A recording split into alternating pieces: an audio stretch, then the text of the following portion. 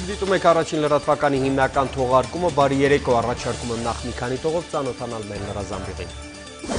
13 տարի առաջ այսօրը գլխատվեցին մեր երկրի օրենսդիր եւ գործադիր մարմինները հոկտեմբերի 27-ի զոհերի հիշատակին միջոցառումներ են կազմակերպվել Երևանում, Էջմիածնում էլ պատարակ է մատուցվել։ Ես երազել եմ Հայաստանի մասին ֆիլմը Ֆրանս 3 հեռուստաալիքի եթերում։ Ֆրանսիական տեսաֆիլմը հայերի հավաքական հիշողության, պայքարի եւ ապագայի հույսերի մասին է։ Վարդենիսի տարածաշրջանում Սիբիրյան խոցով վարակված մարդկանց բուժումը շարունակվում է, ապահովության համար Գեղարքունիքի մարզի որոշ համայնքներում կարանտին է սահմանված։ Պայթյուններ Սիրիայի հարավում, Դամասկոսում եւ Դարայում զոհվել է 146 մարդ, հրադադարը խախտում են Ալ-Քայդայի ցանցային կառույցները։ Ջոն Լենոնին սպանողը ցանկանում է դառնալ Ադրբեջանի քաղաքացի կամ Մարկ Չեպմենի նամակը Իլհամ Ալիևին։ Ադրբեջանում մեծ զայրույթ առաջացրած հայկական գովազդային հոլովակը Ռուսաստանից վերադարձել է Գրան Պրիով։ Անակնկալ հայ հնագետներից Ասկերանի շրջանում հայտնաբերվել են Արցախի հնագույն քաղաքի Ուրարտական դարաշրջանի բնակավայր Կարկառի պարիսպները։ Նախագահ Սերժ Սարգսյանն այսօր այցելել է Դիլիջան հանրապետության ղեկավարը դիտել է Դիլիջանի թունելի ելքից մինչև քաղաքի ավտոկայարան ընկած միջպետական ավտոճանապարհի 12.8 կիլոմետր երկարությամբ վերանորոգվող հատվածը։ Շինարարության աշխատանքները մեկնարկել են այս տարվա հուլիսի 28-ին, նախագահին զեկուցվել է, որ ասֆալտապատման աշխատանքներն ամբողջությամբ ավարտվել են, ներկայում կատարվում են ճանապարհի հարդարման աշխատանքները։ Միջպետական վերահույշյալ ճանապարհահատվածի շինարարությունը տրանսպորտի եւ կապի նախարարության պատասխանատուների հավաստմամբ ամբողջությամբ կավարտվի եւ շահագործման կհանձնվի պայմանագրով նախատեսված ժամկետից ավելի քան 1 ամիս շուտ, այս տարվա նոյեմբերի 10-ին։ Երկրի նախագահն այսօր Դիլիջանում կոմպոզիտորների ստեղծագործական տանը հանդիպում է ունեցել ստեղծագործական միությունների ղեկավարների, նաև այդ միությունները ներկայացնող երիտասարդ ստեղծագործողների հետ։ Հանրապետության ղեկավարը հանդիպման մասնակիցների հետ զրուցել է մշակույթի, գրականության, արվեստի, լրագրության, ճարտարապետության, կինոյի, թատրոնի եւ մի շարք այլ բնագավառներում իրականացվող աշխատանքների, առկա խնդիրների, ինչպես նաև պետության աջակցությամբ դրանց լուծման հնարավորությունների մասին։ Նախագահ Սարգսյանը պատասխանել է նաև հանդիպման մասնակիցներին հետաքրքրող հարցերին։ Կոմպոզիտորների տանը կայացած հանդիպման մանրամասներին ծանոթացեք մեր վաղվա թողարկմանը։ Եվս մեկ պաշտոնական լուր, նախագահ Սարգսյանն այսօր այցելել է Հայաստանի ժողովրդական արտիստ Զոս Սարգսյանին։ Հանրապետության ղեկավար շուտափույթ ապաքինում եւ քաջառողջություն է մաղթել Նաիրի բժշկական կենտրոնում բուժվող մեծանուն դերասանին։ 13 տարի առաջ այսօրը ազգային ժողովում հնչած դավադիր կրակոցները բացեցին մեր նորագույն պատմության ամենամռայլ էջը։ Դաժան ոճրագործությանը զոհ գնացին ազգային պետական գործիչներ, ազգային ժողովի նախագահ Կարեն Դեմիրճյանը, վարչապետ Վազգեն Սարգսյանը, խորհրդարան փոխնախագահներ Յուրի Բախշյանն ու Ռուբեն Միրոյանը, պատգամավորներ Արմենակ Արմենակյանը, Միքայել Քոթանյանը, Հենիկ Աբրահամյանը, նախարար Լեոնարդ Պետրոսյանը։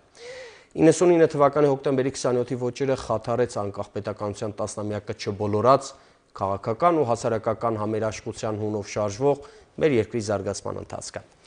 Երկրաշարժի չսպիացած վերքերով պատերազմ հաղթահարած եւ շրջափակման մեջ գտնվող երկիրը նոր ցնցում ապրեց, որի տրամաբանության չընթարկվող հետցնցումները մեր հասարակությանը գլորեցին անվստահության ու անկայունության հորձանուտը։ Հոկտեմբերի 27-ի ու դրա հետևանքների մղձավանջը հաղթահարելու համար պահանջվեցին քաղաքական կամք ու երկար ժամանակ։ Հիշատակի ավանդական արարողություն ազգային ժողովի այգում հոկտեմբերի 27-ի ոճրագործության զոհերի հիշատակը հավերժացնող հուշակոթողի մոտ խորհրդարանականները ծաղիկ են խոնարհել ոճրագործության զոհերի հիշատակին։ Հիշատակի արարողության ներկային ազգային ժողովի նախագահ, խորհրդարանականներ, Հայաստանի ազգային հերոս Կարեն Դեմիրճյանի այրին Ռիմա Դեմիրճյանը։ Հոկտեմբերի 27-ը ոճրագործություն էր ազգի ու պետության նկատմամբ, ասել է Հովիկ Աբրահամյանը եւ ազգային ժողովի անունից դատապարտել ոճիրը։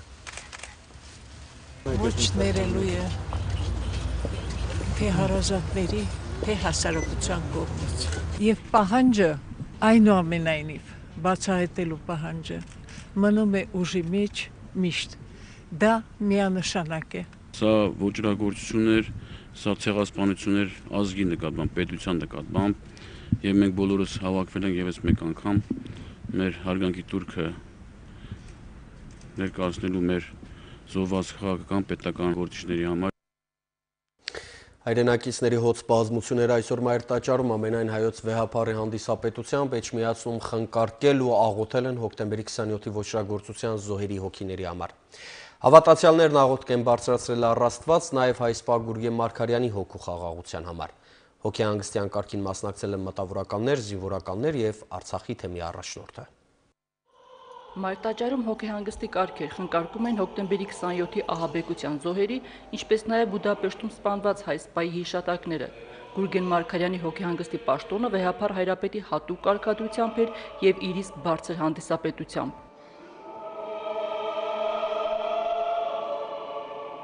Անմեղ զոհերի հոգիների համար առ Աստված աղոթք բարձրացնելով նորից սրբությունը Գուրգեն Մարգարյանին չզատեց պետական այն այրերից, որոնք եւս գնդակահարվեցին խաղաղ ու աշխատանքային պայմաններում։ Որպես անմեղ զոհ, որ իր կյանքը իսպաս բերեց մեր ժողովրդի ծառայական նվիրական գործին, իսեր հայրենիքի, իսեր մեր ժողովրդի ազնիվ իր ձերի իրագործման համար։ Արարողությանը ներկային նաև Գուրգենի ծնողները, ընկերները, մեծ թվով զինվորականներ ու մտավորականներ։ Տարածված կարծիքին, թե Մարգարյանը դաժանաբար սպանվել է սոսկ հայ լինելու համար, գրող հրապարակախոս Զորի Բալայանն ավելացրեց նաև հայ քրիստոնյա եզրույթը։ Մտավորականը դեպքից հետո բաց նամակով դիմել էր հայոց կաթողիկոսին, հիշեցնելով պաշտոնական Ադրբեջանի հայատյացության նախադեպերի մասին, ծերերի եւ մանկահասակ երեխաների դաժան սպանությունները, որ պարբերաբար տեղի են ունենում դեռևս սովետական Ադրբեջանի տարածքում, խոսուն արտահայտությունն են այն բանի, որ բոլոր ժամանակներում էլ գործ ունենք մսագործների հետ։ Սա ապացույց է ինքը բուն փաստը, ինչա տեղի ունեցել, ոնց է տեղի ունեցել, որ անհնարին է որպեսզի Լեռնային Ղարաբաղը մնա Ադրբեջանի կազմում, որ անհնարին է առասարակ մտածել դրա մասին։ Եթե դա հերոսացնում են մեկին, որը սպանել է քնած ժամանակ իր գոլեգային եւ դրան նախագան բարձրացնում է միջև հերոսի, այսպես ասած, մակարդակը, այստեղ ոչ թե մենք մեր նահատակին ենք հերոսացնում, այստեղ մենք հիշեցնում ենք։ Հայոց վեհափառին ուղղված նամակում մտավորականն առաջարկել էր Գուրգեն Մարգարյանին դասել նահատակների շարքը։ Գուրգեն Մարգարյանը փաստորեն մտնում է մի շարքի մեջ, որը կոչվում է մեծ նահատակներ, մեծ մարտիրոսներ։ Եվ սա պիտի մտնի, այսպես ասած, եկեղեցական տալմուդների մեջ, որպեսզի բոլոր եկեղեցիները այդ նյութերը ստանան։ Այդ թվում եւ բոլոր ռելիգիաները, այսպես ասենք, այդ թվում եւ իսլամը, որովհետեւ մենք տեսել ենք վերաբերմունքը եւ Պարսկաստանի եւ Մերձավոր Արևելքի ժողովուրդների, որոնք ոնց են քննադատել այդ հերոսացնելը հատկապես։ Գուրգեն Մարգարյանի սպանությունը համարելով Ադրբեջանի իշխանության վայրագ եւ անմարդկային քաղաքականության արդյունք, Արցախի թեմի առաջնորդը որպես հետևանք նշեց վախի գործոնը, վախ մարտունակ հայկական բանակի եւ հայի կամքի ուժի նկատմամբ։ Այսօր էլ վախից ելնելով ամեն օր դիպոկահարները մթի մեջ կրակում եւ կյանք են խլում մեր երիտասարդների։ Եվ ասեմ, նրանք չեն կարողանում հանդուրժել այն, որ իրենք մարտի դաշտում անհավասար պայմաններում պարտվեցին։ Եվ դա իրանց իհարկե վախի զգացում են ներշնչում եւ նրանք կարծես թե հողորտում են այդպիսի երևույթներով։ Ըստ մեր զրուցակիցների Բաքվի նման պահվածքը ել ավելի է խորացնում միջազգային հանրության հակվածությունը, որ Արցախի ժողովրդի ինքնորոշման իրավունքը հարգելը օրվա հրամայականն է։ Հայկուշ Ասլանյան, Գևորգ Անտոնյան, Առաջին լրատվական։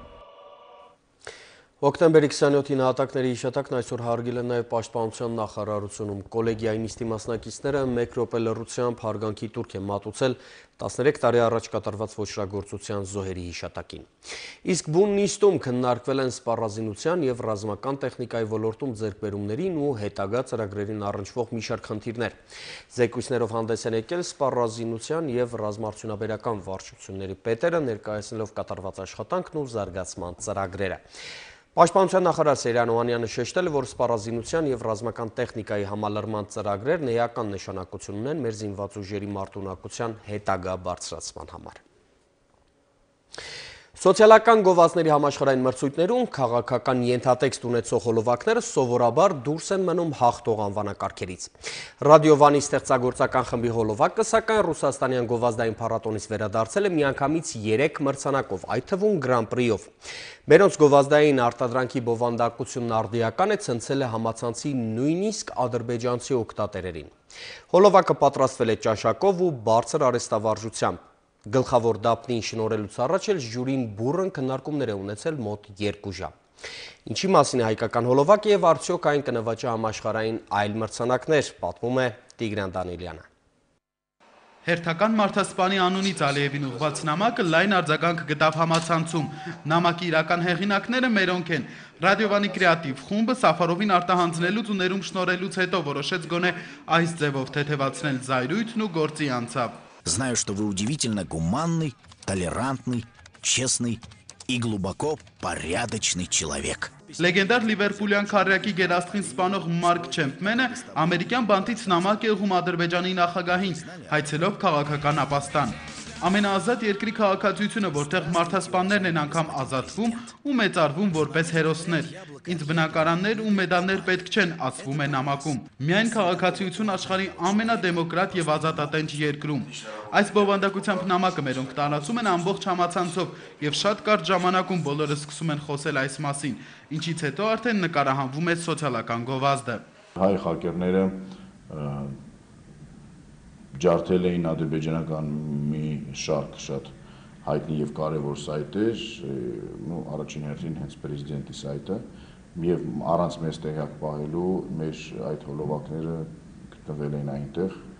ու դա էր հետաքրքիր։ Նամակ Ալիևին գովազդային արշավը առաջացրել է ադրբեջանցիների զայրույթն ու պրոֆեսիոնալների հիացմունքը։ Գերազանց աշխատանքը իսկապես ծառայել է նպատակին։ Ավելին, հիմա գովազդի հեղինակները տարբեր փառատոների են ներկայացնում։ Վերջերս էլ գրանցեցին մեծ հաջողություն Ռուսաստանում պառա սոցիալական գովազդների միջազգային փառատոնում գրավելով լավագույն մրցանակները։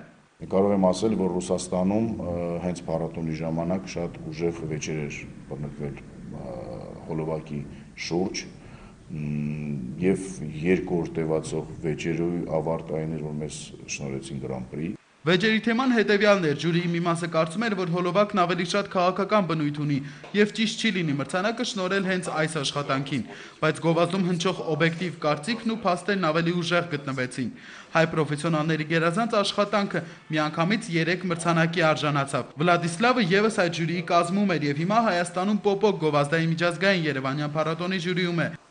Այս աշխատանքը մեր ժյուրին ընդունեց ոչ միանշանակ, քանի որ այն խնդիրը, որ արծարծվում է այս գովազդում, հնարավոր չէ միանգամից գնահատել։ Ինձ ընկերներս վաղուց էին ուղարկել այն ու սկզբում որոշել էինք, որ չեն գնահատելու այս աշխատանքը, բայց հետո հասկացանք, որ հոլովակն իսկապես մեծ սոցիալական ենթատեքստ ունի, եւ որպես գերազանց ստեղծագործություն մենք հանձնեցինք լավագույն մրցանակները։ Հայկական գովազդային փառատոնում Ալիևի նամակը եւս գրանցել է մեծ հաջողություն։ Այստեղ եւս մասնագետները բարձր են գնահատել հայ պրոֆեսիոնալների աշխատանքը։ Ճիշտ է, սա ընդամենը արդարության վերականգնման կոչը եւ օբյեկտիվ արձագանք այն ամենին, ինչ կատարվել է։ Ադրբեջանի ամոթալի արարքը դատապարտելի է։ Համաշխարհային հանրությունը եւս այդ մասին է խոսում ու հոլովակն էլ դրա վառ ապացույցն է։ Պոպոկին ժյուրիի կազմում նաև Թուրքիայից մի աղջիկ կար եւ մենք կարծեցինք, որ նա գուցե օբյեկտիվորեն չկարողանա մասնակցել քվեարկությանը, սակայն որպես իսկական պրոֆեսիոնալ նա եւս իր ձայնը տվեց այս շատ կարեւոր գովազդային ակցիային եւ նամակ Ալիևին սոցիալական գովազդը միաձայն ոսկե մրցանակի արժանացավ։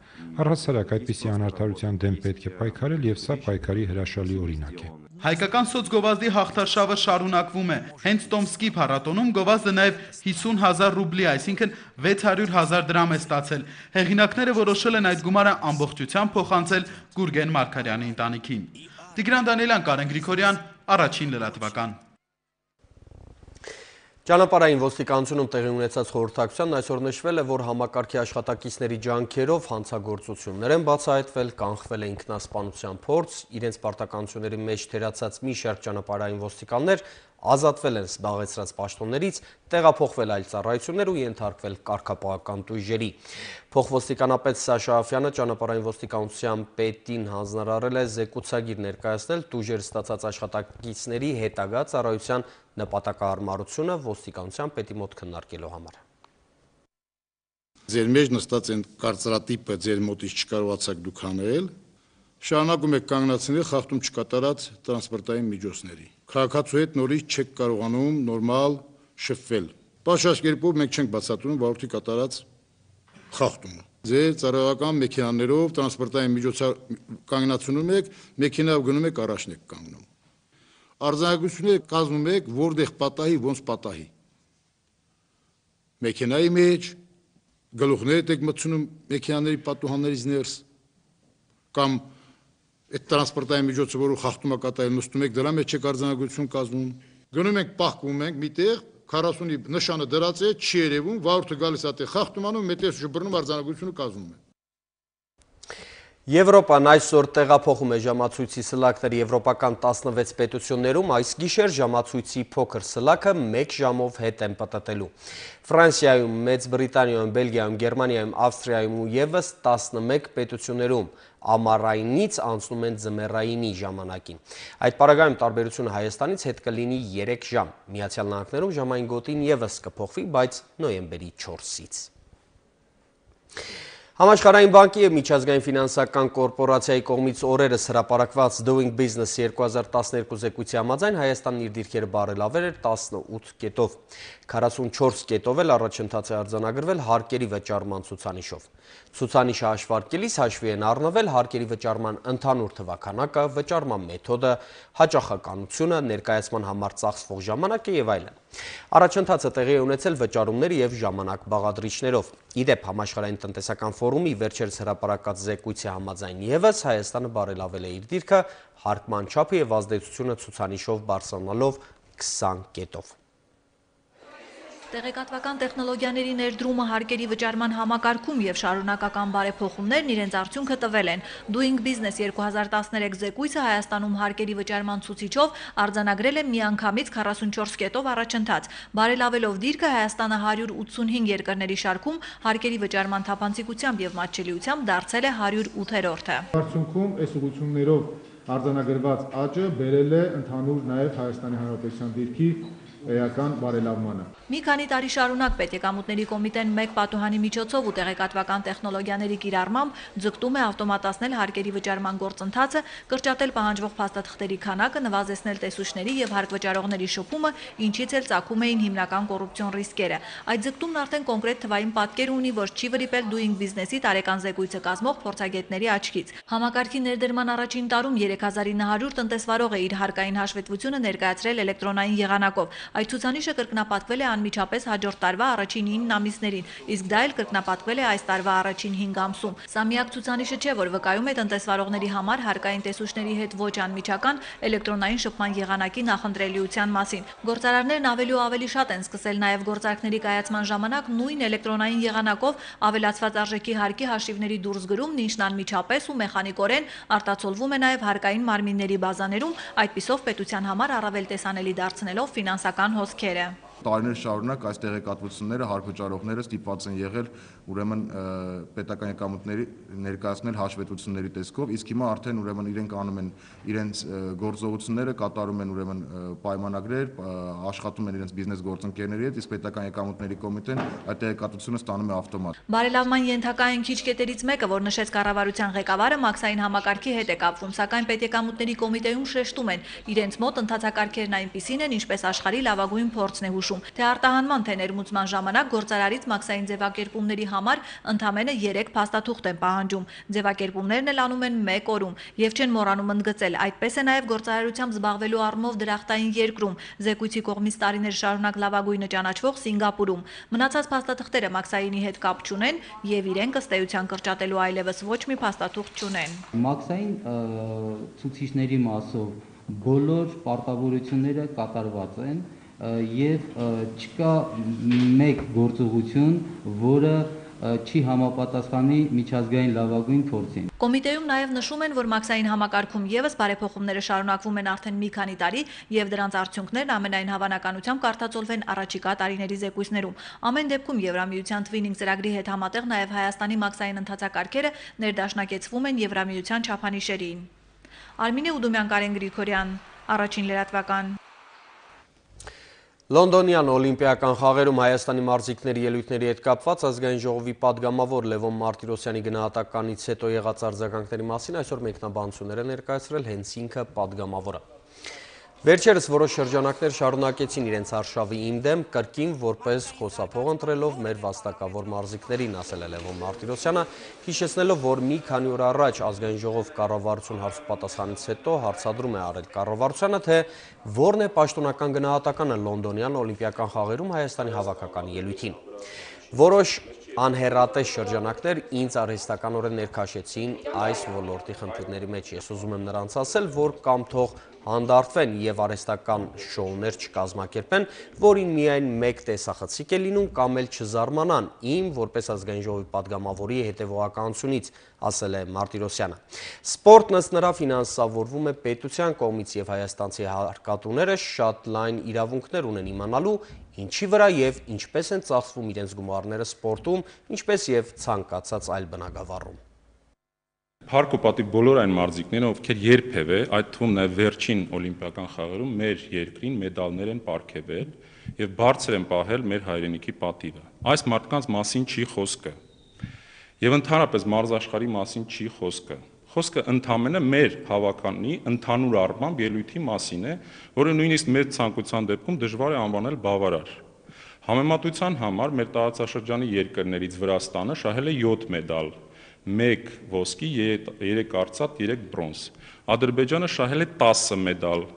2 ոսկի, 2 արծաթ, 6 բրոնզ։ Մենք կրկնում եմ շահել ենք 3 մեդալ, 1 արծաթ, 2 բրոնզ։ Այն մարդիկ, ովքեր ինձ կոչ են անում մի քիչ զգույշ լինել իմ արտահայտությունների մեջ, թող համեմատեն այս թվերը։ Հայաստանի եւ Ռուսաստանի նոտարական պալատների միջև այսօր հուշագիր է ստորագրվել Հայաստանի նոտարական համակարգի նախագահ Մամիկոն Ասլանյանն ու Ռուսաստանի նոտարական պալատի նախագահ Մարիա Սազոնովան նաեւ քննարկել են փոխադարձ հետաքրքրություն ներկայացնող մի շարք հարցեր։ Կողմերը պարտավորվել են գործակցել նոտարական պալատների զարգացման, գիտելիքի եւ փորձի փոխանակման, համատեղ միջոցառումների անցկացման ուղղությամբ։ Հիմնական նպատակը իրավական դաշտը ուսումնասիրելու միջոցով հասնենք նրան, որ մեր մոտ այցելող քաղաքացիներ եւ Ռուսաստանի Դաշնություն այցելող մեր Հայաստանի կամ թեկուզ ազգությամբ հայ, բայց Ռուսաստանի քաղաքացիները չունենան հավելյալ խնդիրներ օրենքի, իրավունքի կիրառման հետ կապված։ Վարդենիսի տարածաշրջանում արձանագրված Սիբիրյան խոցով հիվանդների բուժումը շարունակվում է հիվանդության աղբյուրը Վարդենիսի մերձակա Ծովակ գյուղն է։ Դեպքի առիթով անմիջապես ձեռնարկվել են համալիր, կանխարգելիչ եւ հակահամաճարակային միջոցառումներ։ Համաճարակային իրավիճակն այս պահին վերահսկելի է, իսկ հոսպիտալացված հիվանդների որոշ մասն արդեն բուժվել է, մյուս մասը շուտով դուրս կգրվի հիվանդանոցից։ Վարդենիսի տարածաշրջանում հոկտեմբերի 2-րդ տասնօրյակից իրականացվում է Սիբիրյան խոց կոչվող հիվանդության կասկածելի դեպքերի դեմ համալիր միջոցառումներ, ինչպես բնակչության, այնպես էլ խոշոր եւ մանր եղջերավոր անասունների շրջանում։ Ահազանգից հետո բռնկման կասկածելի օջախ համարվող բնակավայրեր են ժամանել հանրապետության եւ մարզային համապատասխան ծառայությունների ղեկավարները։ Առաջի քայլը մարդկանց բացատրվել է, որ եթե տներում միս կա, այդ միսը չօգտագործել հետ վերադարձնել այրելու համար։ Հենց առաջի քայլը դա է։ Կատարվել է ջերմաչափում բոլոր կենդանիներին եւ պատվաստումներ են կատարել։ Հիվանդության հարուցիչի կասկածելի օջախ հանդիսացող Ծովակ համայնքի ղեկավարի հավաստմամբ իրենց համայնքում անասունների անկման դեպքեր գրանցվել են դեռևս սեպտեմբեր ամսից, սակայն մարդիկ այն դիտել են անասուններին բնորոշ սովորական հիվանդություն։ Սեպտեմբերից առ այսօր 15-ից 17 անասուն է անկվել եւ հիմնական պատճառները ուսումնասիրվում է։ Կասկածելի համայնքներում այս օրերին ընթանում են անասունների ստուգման եւ պատվաստման աշխատանքներ, ըստ անասնաբուժասանիտարիայի սննդամթերքի անվտանգության մարզային կենտրոնի տնօրենի, Ծովակում եւ հարակից 8 համայնքներում կատարվել է 14000 մանր եւ խոշոր եղջերավորների պատվաստում, որոնց հիմնական մասի մոտ հիվանդության ախտանիշներ չեն հայտնաբերվել։ Մենք անմիջապես կազմակերպեցինք բոլոր կենդանիների ուրեմն զննությունը, նույն օրը կազմակերպեցինք ախտանության աշխատանքներ այն վայրերում, որտեղ որ ենթադրաբար հիվանդ կենդանիա մորթվել էր։ Դրանից հետո ամբողջ համայնքի որոշեցինք, որ նա ուրեմն սպառնալիքի գոտին եւ օպերատիվ կազմակերպեցինք արկածի բիրեղտային պատվաստումները։ Իսկ Մարտունու հիվանդանոցի ինֆեկցիոն բաժանմունքում հոկտեմբերի 26-ի դրությամբ շարունակում են բուժում ստանալ առավել արտահայտիչ մաշկային վերքեր ունեցող հիվանդներ։ Ընդհանուր հաշվով մեզ դիմել են 34 հիվանդ, բայց վերջինը դիմել է ամսի 23-ին։ 24 եւ 25-ին, ինչպես նաև այսօր 26-ին մենք հիվանդների այսինքն լրացուցիչ հիվանդների ընդունում չենք ունեցել։ Բոլոր հիվանդներից վերցրվել է համապատասխան անալիզները, ներկայացվել է կենտրոնական Երևանում լաբորատոր հետազոտության եւ մենք մինչեւ հիմա առայժմ ասել որ չունենք դրանց պատասխանը գրավոր ձևի, թե իրանց մոտ ինչ հիվանդություններ են, բոլոր հիվանդները ստացել են մեր մոտ, այսինքն այդ հիվանդության տիպիկ բուժում։ Ես առաջ անգամ եմ sense բան տեսել, ուրիշ բան sense չէ մեր հետ։ Դե ինչ կասկածների, 70-ների կասկածն է երևի էլ, ինչ կասկած պետք է լինի։ Իմ արևան անասունա մորթը, իրիկուակո մերներ, sense մորթերը դրանից էլ ոստատ իմ կասկածը նետա, որ այդ անասունից է առադացես հիվանդություն։ Հիվանդները թերևս ընկճված են, սակայն դժվարությունը կարելի է հաղթահարված համարել, գտնում են բժիշկ մասնագետները։ Բոլորի բուժումը ընթացել է, հարթ կային հիվանդներ, որ առաջին 1-2 օրը հոսպիտալացման հատկապես թարմ դեպքերի, որոնք նոր էին հայտ եկել եւ կոնտակտ եղել էր մի քանի օր առաջ։ Հիվանդների կարճատև ծանրացումով, բայց իհարկե ծանրաստիճանի փառքաստով ոչ մեկին չհասավ։ Բոլոր հիվանդների մոտ հիվանդությունը ընթանում է մաշկային ձևով, հիվանդությունը բուժվում է պլանային, վերահսկվում է բուժական պրոցեսն ամբողջովին, հիվանդները բուժվում են պետպատվերով, դեղորայք ամբողջովին ստանում են հիվանդանոցից, բաժանմունքում առողջ եւ հանգիստ մթնոլորտ է, խուճապ չկա։ Ստեղծված իրավիճակը մինչև վերջ վերահսկելու նպատակով Գեղարքունիքի մարզպետի կարգադրությամբ ստեղծվել է համապատասխան հանձնաժողով։ Կարանտին է սահմանվել Վարդենիսի տարածաշրջանի Ծովակ, Վանևան եւ Տորխավան համայնքներում։ Կարանտին պոստեր են դրվելու եւ նշված տարածքներում 2 հատվածներում Վարդենիս, Երևան Մայրուղու, Կարճախպյուր եւ Վանևան հատվածներում եւ Ծափաթաղի հատվածում, որը արդեն կար։ Հասմիկ Շահբազյան, Ֆելիքս Ղազարյան, Առաջին լրատվական։ Ցեղասպանության հետևանքով տարագրության մատնված մեր պապերի համար ամենադժվարը ոչ այնքան հավաքական հիշողությունը խեղդելն էր, որքան սարսափազդու տեսարանները սեփական զավակներից գաղտնի պահելը։ Ինքնաուրացման այդ շրջանին պիտի հաջորդեր նոր սերնդի ինքնության վերազարթոնքը։ Եղերնի երկրորդ սերունդն արդեն գիտակցում էր հայրենազրկված լինելու իրողությունը եւ սկսեց պայքար, որը պիտի հիշեցներ աշխարհին հայոց ցեղասպանության մասին։ Համաշխարհային փոփոխություններին զուգահեռ հայությունն իր ամբողջ ներուժով պիտի ազատագրեր Արցախը, վերականգներ անկախ պետականությունն ու շենացներ հայրենիքը։ Անցյալի ցավերի ու լավ ապագայի տեսլականի մասին է պատմում France 3 հեռուստաալիքի նոր ֆիլմը։ Ես երազել եմ Հայաստանի մասին, Մարսելի ափերհասած 50,000 հայերի ճակատագրի եւ պատմական հիշողության մասին է։ Française, marseillaise, européenne, arménienne. Ես ինձ համարում եմ հայ, ֆրանսիացի, եվրոպացի, մարսելցի, ասում է ֆրանսահայ դաշնակահարուհին, որի Գայանե բալետից նվագը սկսում է France 3 հեռուստաալիքի «Ես երազել եմ Հայաստանի մասին» տեսաֆիլմը։ Ֆրանսիայի հարավի հայերը պատմում են հայոց պատմության, ցեղասպանության խաչքարերի մասին։ Կադրից դուրս հնչում է Խաչատրյանի երաժշտությունը։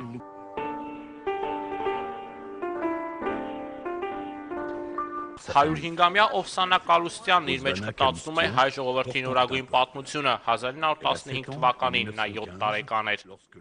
Եվ այդ օրն արկածատերի եղցի եւ լալով եկավ։ Ինչ ունես մայր, ինչու գուլասի։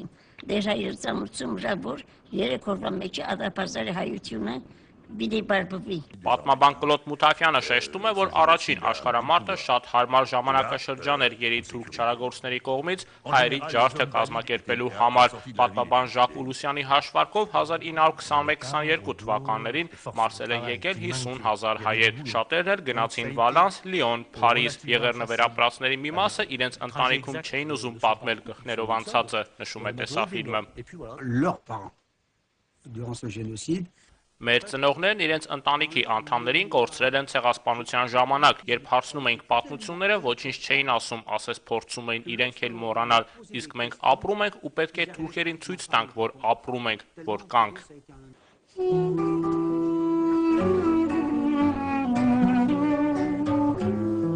Ֆրանսահայ դուդուկահար Լևոնի գործիքը Երևանից են բերել դաշնակահարուհի Անահիտը համազգայինի դպրոցն է հաճախել, հիմա էլ ժամանակ առ ժամանակ այցելում է։ Նույն դպրոցում ուսուցիչը Ժորժ Բուզուկյանը, որի ծնողները Հայաստան էին փոխադրվել նախորդ դարի 40-ականներին։ 3000 հայեր են Մարսելից ներգաղթել Հայաստան այդ տարիներին, ասում է նա։ Մեծ նավ էր, անունը չեմ հիշում, կարծեմ Նորոսիա։ Այդ նավով գնացինք Խորհրդային Միություն, 25 տարի ապրում ենք 16 քառակուսի մետրի մեջ, հետո բնակարան տվեցին։ Հեռուստաալիքի խումբն այցելել է Երևան, նկարահանել Ծիծեռնակաբերդի հուշահամալիրը, Ֆրանսիայի հրապարակը, եկեղեցիները, ֆիլմն անդրադառնում է երկրաշարժին, նշելով, որ այն առիթ դարձավ Հայաստանի և Սփյուռքի մերձեցման համար։ Հայաստանի հույս կազմակերպության անունից ամենամար սպիտակ է գնում ֆրանսահայ Ժիլբերտ Լևոնյանը, Ստեփան Ինջեյանը նույնպես ամեն տարի Հայաստանում է, սիրում է խորոված ուտել Սևանի ափին, ես ուժ ու կորով եմ ստանում հայրենիքում, ասում է նա։ Ստեփանը պատմում է հայոց ցեղասպանության միջազգային ճանաչման պայքարի Ասալայի մասին, երբ հայերով բնակեցված Արցախը հրապարակեց Հայաստանի միանալու իր վճիռը, պատերազմ ծագեց, որը հազարավոր մարդկանց կյանք խլեց։ Թուրքերը եւ ադրբեջանցիները սպառնում էին վերջ տալ հայկական հողի վրա ապրող հայերի գոյությանը, ասում է Armnews հանդեսի խմբագիր Արադ Թորանյանը։ Իսկ տեսանկարող Ռոբերտ Սարաֆյանը պատերազմի ժամանակ այցելել է Արցախ նկարահանումների։ Մեզ այնտեղ շատ լավ էին ընդունում, արցախցիները շատ հյուրասեր եւ շատ ուժեղ ժողովուրդ են։ Մոնտեմելքոնյանը գնաց Ղարաբաղ կռվելու, նա շատ լավ էր կռվում եւ իր կողքին ակամայից կես ապահովության մեջ էր զգում, վերջը հաղթեցինք այդ պատերազմում։ Ես ծնվել եմ Լիբանանում, միացել եմ Ասալային, 1991 թվականին եկել եմ Երևան, կռվել եմ Մոնթե Մելքոնյանի կողքին, մեզ արյան կանչներ բերել Հայաստան։ Տեսաֆիլմում ֆրանսահայերի փունջը լրացնում են գործարարներ, խմբավարներ, ուսանողներ, ֆիլմի ավարտը շաղկապում է անցյալը, ներկան եւ գալիքը, ցեղասպանությունը եւ արդարության համար շարունակական կռիվը։ 97 տարի անց ֆրանսահայերը պայքարում են, որ ցեղասպանության մերժողականությունը պատժող օրենքը Ֆրանսիայում ընդունվի, նշված է տեսաֆիլմի ավարտին։ Հայկարամ Նահապետյան, Էդգար Հակոբյան, Առաջին լրատվական։ Միջազգային հանրության ՄԱԿ-ի ու արաբական երկրների բանագնաց Լաղդար Բրահիմիի ջանքեր Սիրիայում ժամանակավոր հրադադար հաստատելու հարցում անցան ապարդյուն։ Մահմեդականների զատկի երկրորդ օրը զինյալները իրականացրել են նոր պայթյուններ, որոնց հետևանքով ըստ պաշտոնական տվյալների շուրջ 150 քաղաքացի է զոհվել։ Կառավարությունը հայտարարում է, որ պահում է ձեռք բերված համաձայնություն եւ չի խախտում հրադադարը։ Նման կոչեր հնչում են նաև Սիրիայի ազատ բանակի շրջանակներից։ Հրադադարը հիմնականում խախտում են այն զինյալները, որոնք Ալ-Քաիդա աբեկչական միջազգային ցանցի տեղային կառույցների անդամներ են։ Մահմեդական զոհաբերության տոնին Սիրիայում ձեռք բերված հրադադարը խախտվեց տոնի առաջին իսկ օրը։ Սիրիայի իրավապաշտպանների տվյալով միայն առաջին օրը 146 մարդ է զոհվել։ Նրանց թվում են խաղաղ բնակիչներ, ապստամբներ ու զինծառայողներ։ Պայթյուններ են որոտացել մայրաքաղաք Դամասկոսում, մեկ օրում խլելով 50 մարդու կյանք։ Թեժ մարտերը շարունակվում են Հալեպում եւ Դամասկոսի արվարձաններում։ Կառավարական ուժերի հրամանատարությունը հայտարարել է, թե ընդամենը պատասխանում է զինված ահաբեկիչների ագրեսիվ հարձակումներին։ Ռուսաստանի արտգործնախարարության ներկայացուցիչը հրադադարի խախտման համար մեղադրել է ապստամբներին եւ արևմտյան տերություններին, որոնք հրաժարվել են դատապարտել հրադադարի խախտումն ազդարարող Դամասկոսյան պայթյունը։ Եթե Սիրիայի կառավարական ուժերն ու Սիրիական ազատ բանակի հրամանատարությունը համաձայնել էին ՄԱԿ-ի ու արաբական երկրների լիգայի բանագնացի առաջարկած հրադադարին, ապա երկրում գործող եւ Ալ-Քաիդայի հետ կապված իսլամիստ գրոհիները հրաժարվել են հետևել հրադադարի ռեժիմին։ Տոնորերին ահաբեկչական հարձակումներ են իրականացվել նաեւ Իրաքում։ Թիրախը շիա մահմեդականներն էին։ Բաղդադում երկու պայթյուններից զոհվել է 10 մարդ։ Իսկ Ալ-Քաիդա ահաբեկչական կազմակերպության ղեկավար Այման Ազավահիրին էլ տարածել է տեսահոլովակ, որտեղ կոչ է արել առևանգել արևմտյան այն պետությունների քաղաքացիներին, որոնք կռվում են մահմեդական երկրներում։ Նա նաև դիմել է բոլոր մահմեդականներին շարունակել հեղափոխությունը Եգիպտոսում, մինչև շարիաթի օրենքների հաստատումը, ինչպես նաև միավորվել Սիրիայի նախագահ Բաշար Ասադի ռեժիմի դեմ պայքարում։ Մարիամ Մխիթարյան, Առաջին լրատվական։ Պեկինը արգելափակել է վարչապետի նյութական կարողությունների մասին բացահայտումներ արած ամերիկյան թերթերը համացանցում։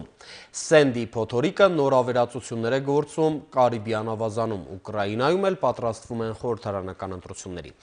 Այս եւ միջազգային այլ նորություններ ներկայացնում ենք մեկ տեսաշարով։ Ուկրաինան պատրաստվում է խորհրդարանական ընտրությունների, դեռևս հոկտեմբերին անցկացված հարցումները վկայում են, որ ռեգիոնների կուսակցությունը կհաղթի եւ ամենայն հավանականությամբ կոմունիստների հետ մեծամասնություն կկազմի խորհրդարանում։ Յուլիա Տիմոշենկոյի եւ հայտնի բռնցքամարտիկ Վիտալի Կլիչկոյի կուսակցությունները կզբաղեցնեն երկրորդ եւ երրորդ տեղերը։ Դիտորդներն ընտրապայքարի ժամանակ խախտումներ չեն գրանցել, բայց եւ չեն էլ բացառում դրանց առկայությունը քվեարկության եւ ձայների հաշվարկի ընթացքում։ Արդար եւ թափանցիկ ընտրություններ ապահովելու համար իշխանությունը տեսախցիկներ է տեղադրել ընտրական տեղամասերում։ Քվեարկության ընթացքին հետևելու է 4000 օտարերկրացի դիտորդ։ 20 տարվա դատաքննություններից հետո Իտալիայի արդարադատությանը վերջապես հաջողվեց դատավճիռ կայացնել երկրի նախկին վարչապետ մեդիա մագնատ Սիլվիո Բերլուսկոնիի նկատմամբ։ Մեղադրող կողմին հաջողվեց ապացուցել Բերլուսկոնիի թույլ տված ֆինանսական մեքենայությունները, որոնց համար պատասխանատվությունից նրան միշտ հաջողվում էր խուսափել։ Սակայն հիմա էլ հարց է առաջանում, թե արդյոք Բերլուսկոնին բանտում կանցկացնի այդ 4 տարիները։ Նրա փաստաբանները դիմելու են վերաքննիչ դատարան եւ քանի որ այդ գործընթացը մի քանի տարի կտևի, ապա չի բացառվում, որ 4 տարին կկրճատվի 1-ի։ Բերլուսկոնին հայտարարել է, թե մտադիր է շարունակել քաղաքական գործունեությունը, չնայած դատավճռով նրան արգելվում է պաշտոնը զբաղեցնել առաջիկա 3 տարիների ընթացքում։ Նա համոզված է, որ վճիռը քաղաքական բնույթ է կրում եւ ցանկանում է պաշտպանել համաքաղաքացիներին իր ճակատագրի կրկնությունից։ Չինաստանի իշխանությունը շրջափակել է մուտքը ամերիկյան New York Times թերթի եւ լրատվական այն կայքերը, որտեղ տեղեկություններ կան երկրի վարչապետի ֆինանսական վիճակի մասին։ Թերթի տվյալով վերջին 10 տարվա ընթացքում վարչապետի հարազատները հսկայական կարողություն են կուտակել տարբեր բանկերի ու ընկերությունների հետ կնքած գործարքների միջոցով, իսկ գումարը կազմում է 2 միլիարդ 700 միլիոն դոլար։ Հոդվածը լույս է տեսել Չինաստանի Կոմկուսի հերթական համագումարից 15 օր առաջ։ Դա լուրջ հարված է Վան Ցզաբաոյի հեղինակությանը, քանի որ վարչապետը բազմիցս շեշտել է իր համեստ ծագումն ու ժողովրդին մոտ գտնվելու փաստը։ 2007-ին Ցզաբաոն հայտարարել էր, որ անողոք պայքար է մղելու կոռուպցիայի դեմ եւ կասկածի դեպքում անգամ ցանկացած պաշտոնյա անկախ զբաղեցրած պաշտոնից պատասխանատվության է ենթարկվելու։ Պաշտոնական Պեկինը թերթի հոդվածը գնահատել է որպես Չինաստանը սևացնելու փորձ։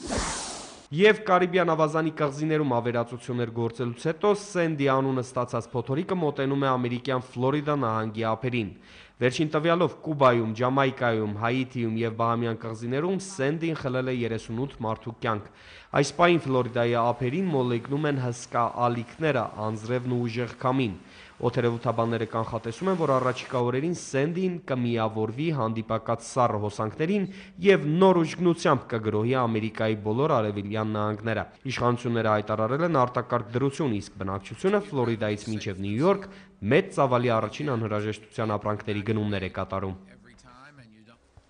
Սպասված անակնկալ հայ հնագետներից Արցախի պատմական մայրաքաղաքի տեղանքը երկար էր փնտրվում եւ աղբյուրագիտական տեղեկությունների հիման վրա ուսումնասիրողներին չէր հաջողվում հաստատապես տեղորոշել մեծ հայքի Արցախ նահանգում միջնադարյան հեղինակների հիշատակած միակ քաղաքը։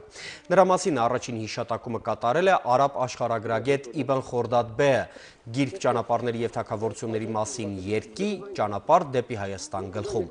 Կարկարի մասին կարևոր հիշատակում կա նաեւ արաբ հանրագիտակ Յակութ Ալ-Համավիի աշխարհագրական բառարանում։ Վերջերս Ասկերանի շրջանի Քարաշեն գյուղի մոտ պեղման մաքրման աշխատանքների ժամանակ հայտնաբերվել են հին պատերի հետքեր։ Արցախի զբոսաշրջության եւ պատմական միջավայրի պահպանման վարչության նախաձեռնած պեղումները հետաքրքիր բացահայտումներ են արել Արցախի երբեմնի նշանավոր քաղաքի մասին։ Քաղաք-ամրոցը գտնվում է Ստեփանակերտի եւ Շուշիի միջնամասում եւ զբաղեցնում է 40 հեկտար մակերես։ Պարսպապատը ձգվում է մոտ 1 կիլոմետր։ Պեղված նյութերը վկայում են, որ քաղաքը հիմնադրվել է Քրիստոսի ծննդից առաջ 7-րդ դարում։ Պեղումներով հայտնաբերվել են վաղ միջնադարի մեծ կացարան, ջրանցք, բնակելի համալիր, տարբեր գործիքներ եւ զարդեր, խեցեղեն։ Քաղաքում գտնվել են հին նովին կողոպված դամբարաններ։ Ադրբեջանցիների տիրապետության ժամանակ այստեղ անխնա տրակտորներն են աշխատել։ Հայտնաբերված կարկարը մի հուշարձան է, որ խոստանում է հետաքրքրական լինել նաեւ զբոսաշրջության համար։ Ադրբեջանական ժամանակաշրջանում բավականին շատ զբոսաշրջավայրեր, բավականին շատ հնավայրեր քայքայվել, քանդվել են, ուստի չի բացառվում, որ այն ժամանակվա Ադրբեջանի գիտնականներին հայտնի էր այս վայրի մասին եւ իրենք միտումնավոր են դա ջարդուփուշ արել։ Իրապես հայկական, որտեղ մենք Սասանյան շրջանի Ատրուշան ունենք նաեւ Դվինում Տիգրանակերտի ժամանակ սա գոյություն ունեցել, որտեղ դա գոյությունից է Տիգրանակերտից նաև 500 տարի ավելի։ Այն ինչ Էրեբունին կատարում է Երևանի համար, Կարկարը կատարում է Ստեփանակերտի կամ Շուշի համար։ Մեր լրազամբյուղը սպառվեց, սակայն մինչև հրաժեշտ տալը ցանկանում եմ հիշեցնել, որ շաբաթվա իրադարձությունների ամփոփ պատկերին կարող եք ծանոթանալ առաջին ալիքի առաջին լրատվականի գիրակնօրյա թողարկմանը։ Առողջ եղեք։